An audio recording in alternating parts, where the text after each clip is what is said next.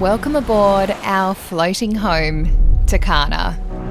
Gosh, it feels good to finally be here sailing along the Great Barrier Reef. We've been living on the ocean for just over a month now. And in that time, we've learnt that in life, we have to experience the bad to appreciate the good. And the same can be said for the weather. When it's good, it's glorious. But when it's bad, hold on for dear life. Wow, this is a lot. Whoa. On this episode, The winds are getting up to around 30 knots tonight. Oh, stop. we get uncomfortable. You clip in. And we're faced with a huge problem. You need the engine won't turn on. I cannot turn the engine on. Why won't the engine turn on? I don't know.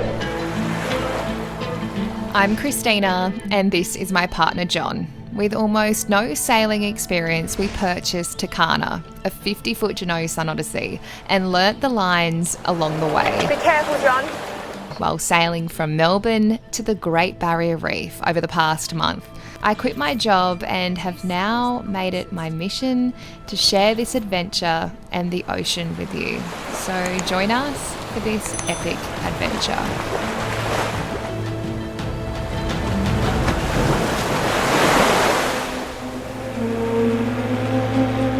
For the past few days, we've been soaking up Lady Musgrave Island, one of the most beautiful Australian coral cays. But now we have to get moving. The winds are getting up to around 30 knots tonight. And we're getting everything prepared now. High tide was a couple of hours ago, so we really have to make our way out of here quick smart because of all those bombies. If you saw our last episode, we had to dodge the coral bombies as if they were landmines. That's a fucking bombing. Like, can you see it? Look, the back's going into it now. You're going into it. So we really want to get a move on as that tide continues to go out and the bombies surface. Actually, wind. Everything's stowed away. Lines are done. Just got to rip up the anchor now. This is going to be the most riskiest part of this trip, is getting out of here with all the bombies. So we'll catch you guys when we're out of here. We're not out of the woods just yet. We're leaving the same way we came in. The narrow channel is the only way in and out of the Coral Cay Lagoon. There's some conjecture over the opening. Some believe it was naturally occurring, while others say perhaps it was cut into or widened by man.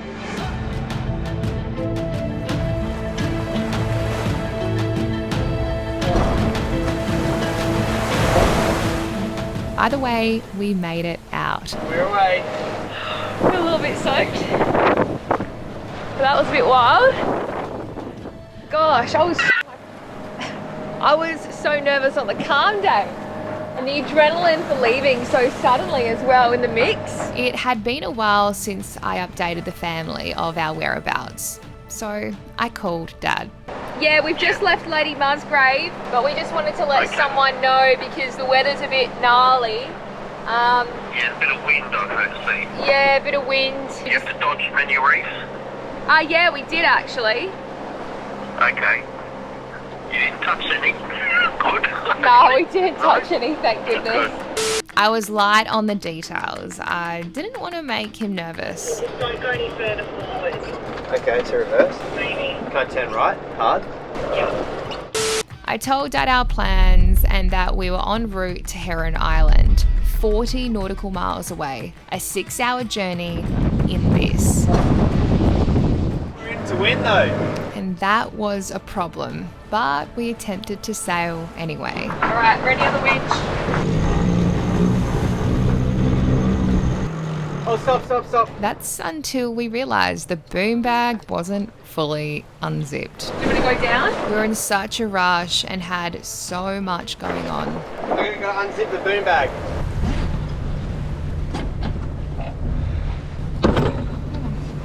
Okay, take 2. This time we're taking a couple of reefs. Yeah, it's good. Through the tailor. This is the very first time I'm putting a reef in.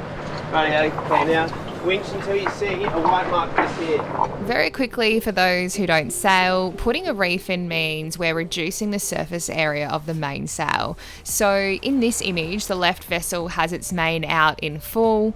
The middle image shows the main with its first reef, and the right image the main with a second reef, the smallest amount of sail. This allows us to sail in stronger winds without overpowering Takana. Okay, ready? How much more to go?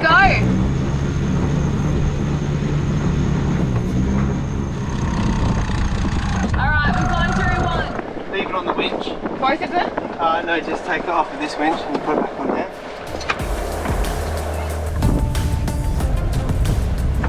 Okay, get ready to ease the main sheet.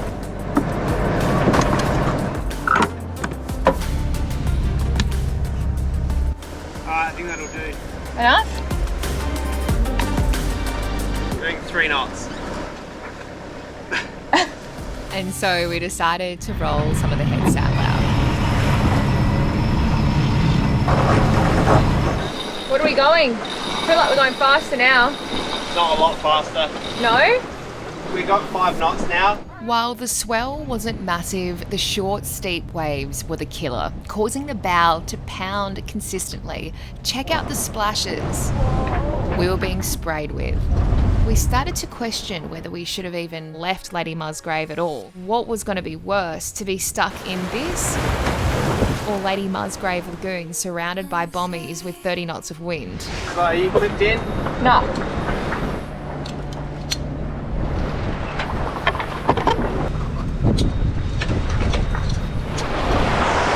Opinions were divided. Some boats left like us, while others stayed. You know, we're set up well for gusts. Yeah, well let's do it. Let's put more head sail up. It's rain and windy. It's not what was advertised at all. So you got about almost 30 knots of wind, right? Oh. Wow, this is a lot. Whoa.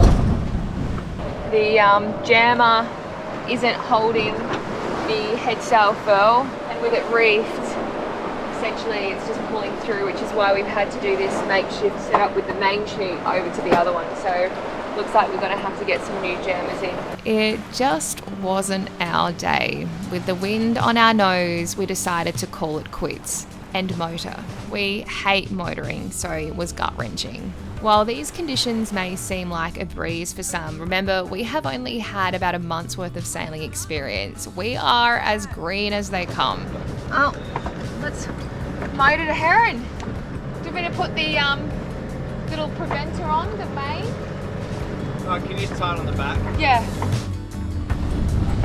Oh, this wave. And just when we thought things couldn't possibly get worse,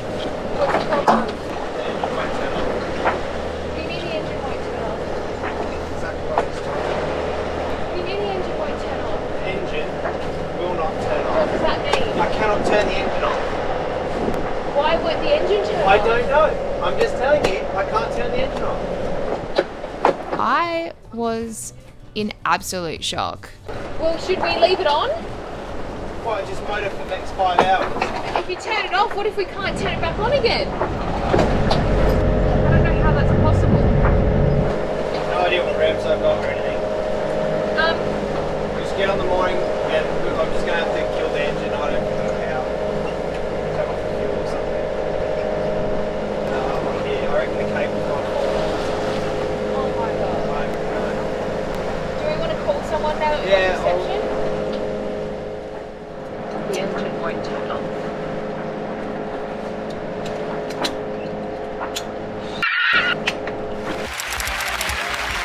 Yeah, I've got absolutely no idea.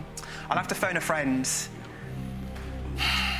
The phone's working. Jeremy Clarkson here, and I'm here with John. He needs your help. Okay? Right, so. I feel silly. Thanks, mate.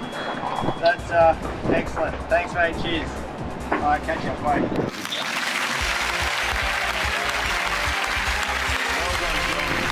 What happened? The key just got turned to the off position, so the panel was off. So, where are we going, at Heron then? Yeah. No! God! Oh, does everything feel a bit better now? No. Oh my God, I thought we were going to die. Okay, with the benefit of hindsight, things don't seem as serious as they did in the heat of the moment. What happened was when we tried to turn the engine off by hitting the stop button, it wouldn't work. And that's because the key in the panel accidentally moved to the off position, depowering the panel. Was that the guy who did the service on the engine? Yeah. Oh, thanks, Gary. I think I put my tether on here and it must have pulled the key or something. Oh my God. Like some string and turned it. John thinks that his tether might have hit the key into the off position. And it seemed we weren't the only ones celebrating. Look at them all, they're coming towards us. Wow, can you see them right there? Oh, wow.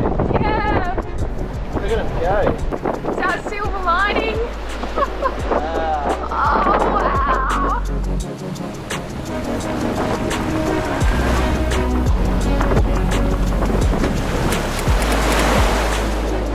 Approaching our 8th hour, we were getting closer to Heron Island. We had planned to sail between the channel to get to a mooring off the resort, but we could see breaking waves in the distance. So we decided to call the island resort, and I was put through to a really kind gentleman who no doubt felt sorry for us and did us a huge favour and checked to see if the public mooring was available. There's Heron. That's where we wanted to go. No moorings were available, so had to just keep on going. Everything's salty and wet, but at least we'll have some moonlight tonight. This is not what was forecast, hey? Well, it's stronger, but they do say like winds can be up to 40% higher than. Yeah. But what about the waves and the swell? I think it's going to be a long night, hey? Oh my God. Be conservative. I think that's what we learned from this. Sure you're right? Yeah, I'm fine. That was wild. That like, I saw it. oh, like saturated us. You're not wet, are you?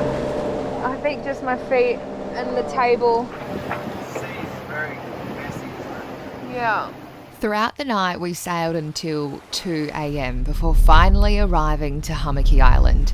It was dark, we were wrecked, and John was missing a boot.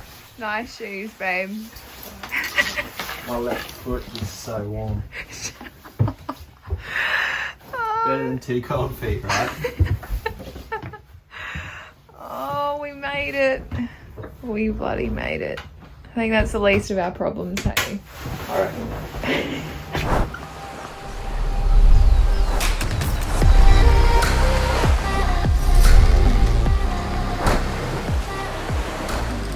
We put the drone up quickly today, and looking at the spectacular Hummocky Island has made us forget about the 15 hours of insane sailing and motoring that we had yesterday, thumping, and yeah, it was pretty wild. Takana copped it. There was salt on everything.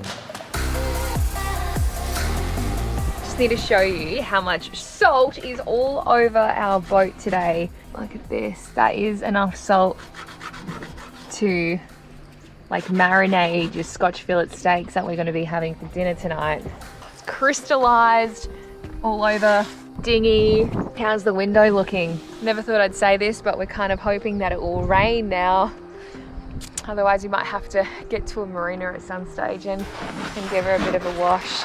This is a bit of your bloody salsa dip.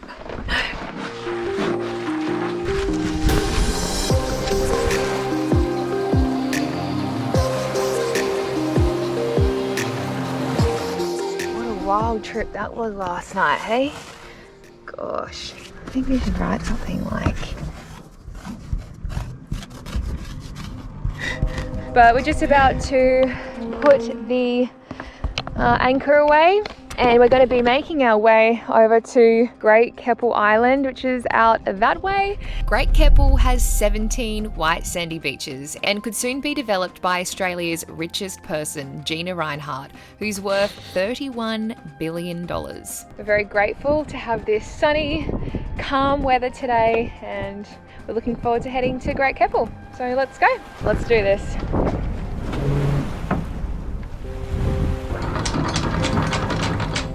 Let the halyard off, the main halyard off. Yep. Mainsail halyard coming off. We're using our AirPods to communicate with each other lately, particularly on the nice non-windy days. This next sail was such a welcome change in pace. A tiny 20 nautical mile sail that would take less than 3 hours, giving me some time to edit our vlogs for you guys and our family back home. But we're actually sailing here to Great Keppel Island for protection once more, as we're going to be hit with some strong northerly winds yet again. When we first thought about sailing around Australia and Queensland, we didn't actually expect the winds to be so strong this far north so often. Another boat. We're expecting some northerly winds, which is coming from over that way. That's why the bay's so full. I think it's about 25 knots or so. There's like 35 boats in here we've The counted. wind's only just started to pick up. It's really not that much at the moment. It's probably only 15 knots. And I think it looks like they've dragged a little bit. They're still dragging. Wow. This guy's chain was over here. Yeah, when It could have people fouled his boat. When people drag like this, there's a possibility that they'll foul the other person's chain. Oh god. And then you'll drift off. Just did a check of the weather, and tonight it's expected to be, well, at 10 o'clock we're expecting to see around 17 knot winds. Say that again. I think that was pulling faces. You're pulling faces? Why were you pulling faces for? Did I say something wrong? No, that's just faces.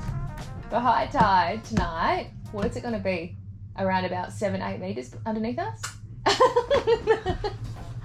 No, you know these things. No, I know. You're the captain of the ship. We have around 35 metres worth of chain out at the moment. We both have our anchor alarm on our phone set tonight, so that if we do drag for whatever reason, it will make a big honking sound at us. So that's currently what ours has looked I'm a like. bit worried about this cat though. He's pretty close. He is very close. We need to get you know what we should get? What? An air horn can. So we can just be like, and people will turn up next to us. They're too close. Damn right they're dragging. Hey guys, we hope you enjoyed this week's episode. I just wanted to say hey from the future, well should I say the present. We are off Great Keppel Island. I know it's super weird, but this video that you just saw was filmed a few months back. So it's kind of weird because we've been up the Queensland coast, made it to the most spectacular islands. This is the point in the vlog series where everything just starts to get magical. Words can't even describe what we're about to show you and the adventure that we're about to take you on. So if you're new here, you've joined us at probably the best moment in this sailing series. Between now and Christmas, we might be just putting out the vlogs every fortnight. I know, boo. But because the vlogs are way longer than what they used to be, because you guys wanted them to run for, well, like 20 minutes as opposed to the 10, they're taking me double the length to edit. So they're taking me like 3 to 4 days to edit each vlog. And I don't want to reduce the quality of the videos. I want to make sure that they still have their punch and pace.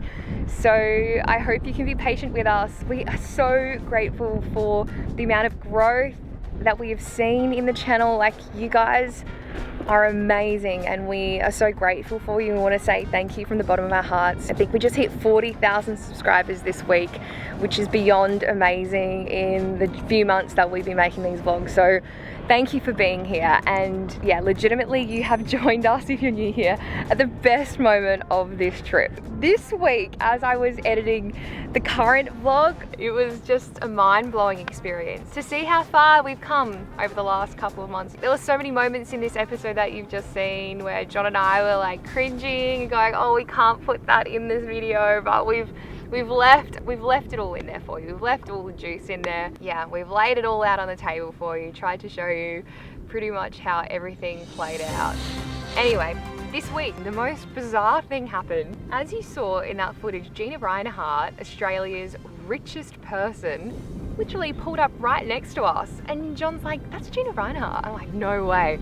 Anyway, yeah, it turns out that she's negotiating a development here on Great Keppel Island, and she's wanting to build like a resort here.